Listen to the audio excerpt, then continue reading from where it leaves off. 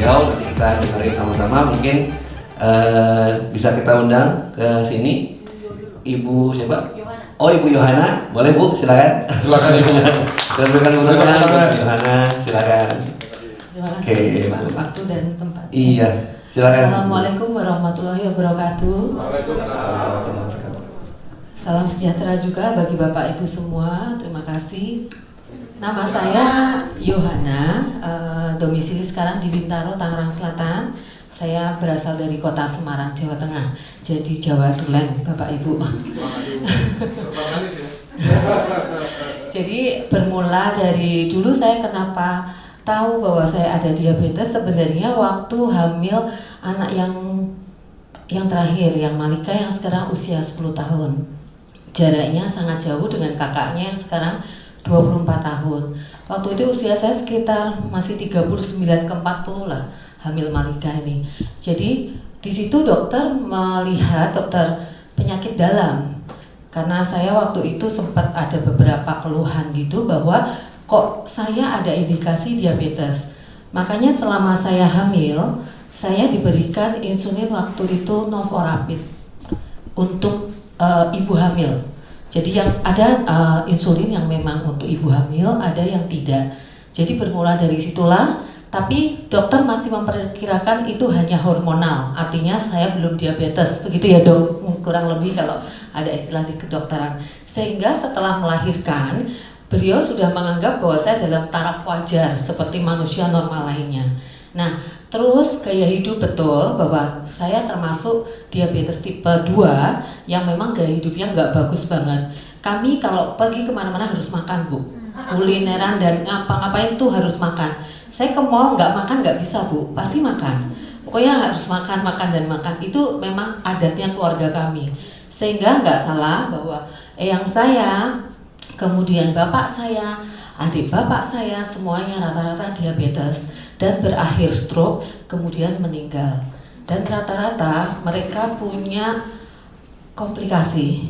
Seperti halnya bapak saya meninggal di usia 50 tahun, itu kena komplikasi liver, baru 50 tahun meninggal.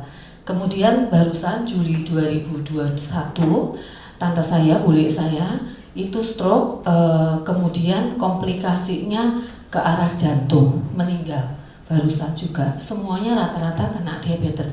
Harusnya saya sadar, tapi saya nggak sadar Bu. Sampai kemudian tahun September 2020, kami sekeluarga bertiga, saya, Malika, anak saya dan suami kena COVID. Sehingga kan pasti mungkin dokter tahu kalau kita dapat suntikan obat paru dan lain-lain setiap hari.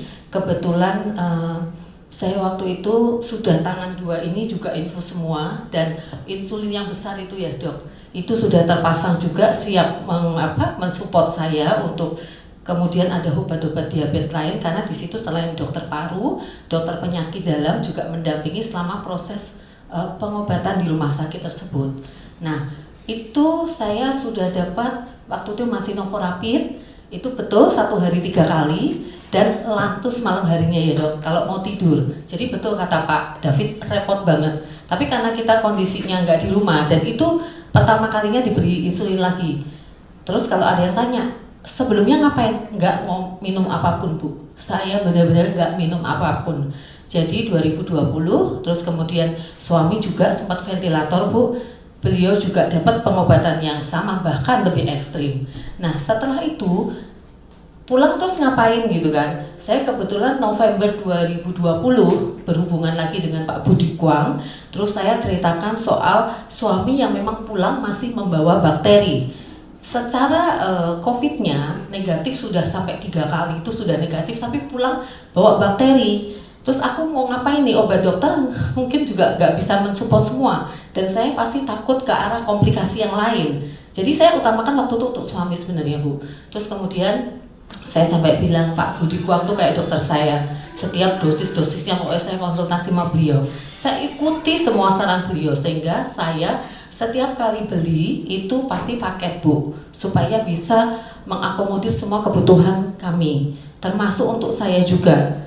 Cuman waktu itu saya belum konsumsi glukos secara rutin, tapi untuk suami dan anak-anak termasuk saya, kita juga. Nah, sampai kemudian September 2021 kita check up. Saya bilang tadi kita check up semuanya, ketahuanlah bahwa saya HbA1c-nya 12,5. Jadi di titik mana tadi ya yang Pak David tulis? Ya Bu ya, 12,5 Bu. Dan saya santai aja hidup seperti ini yang kayaknya nggak ada orang kalau nggak tahu saya diabetes. Terus suami masih 6,6, maksudnya masih standar berarti.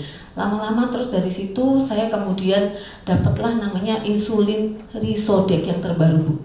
Kenapa saya diberi insulin? Betul kata Pak David bahwa nggak semua hidup kita berakhir dengan insulin.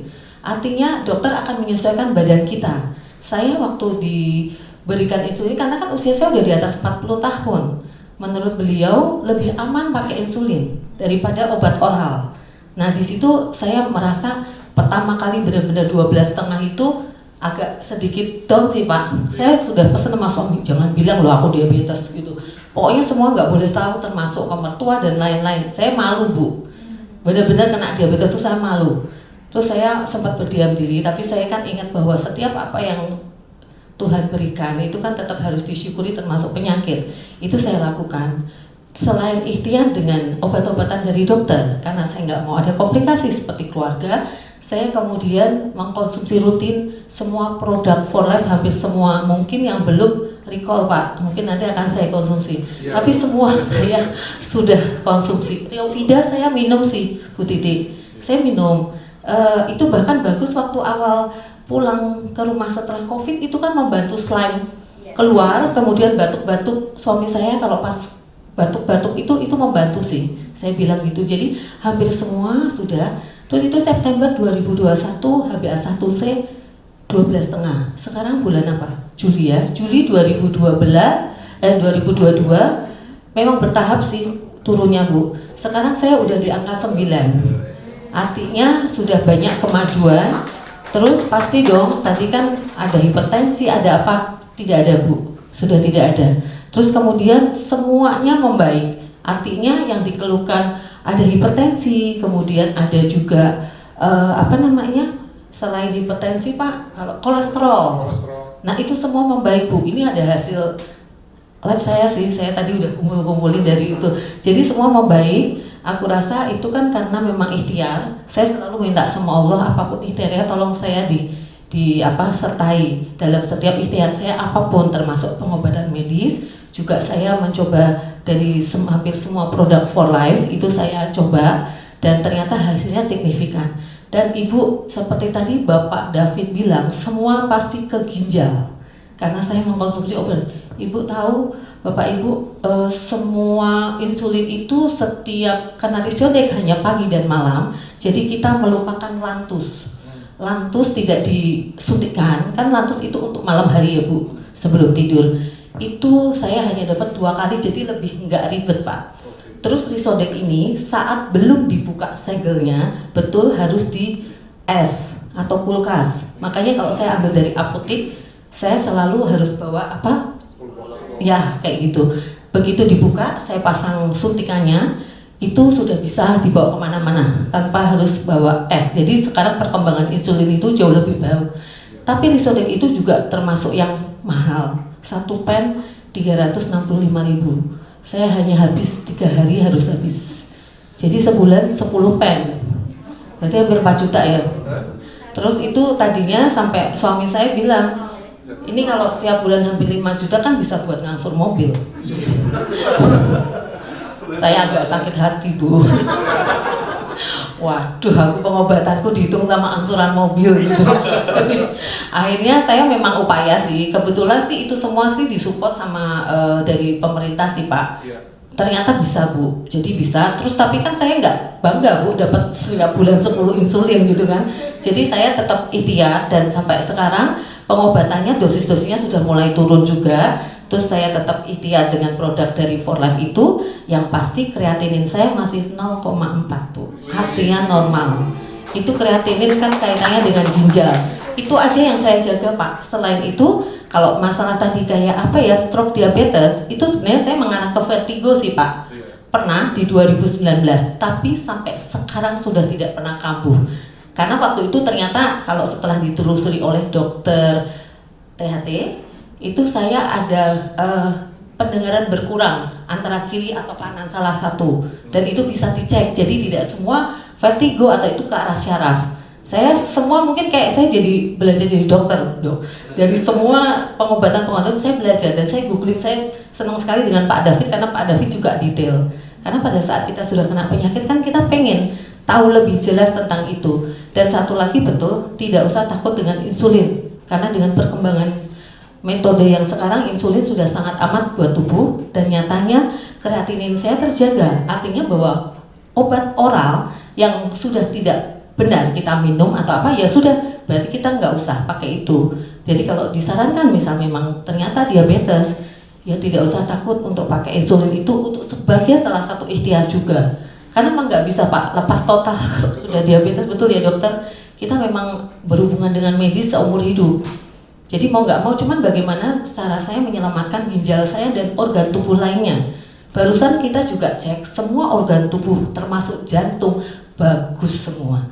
Dan saya selalu ditanya, minum apa Bu? Gitu. Jadi saya cuma bilang, saya untuk ini, saya sebutkan transfer factor atau for life aja mereka rata-rata tahu sih.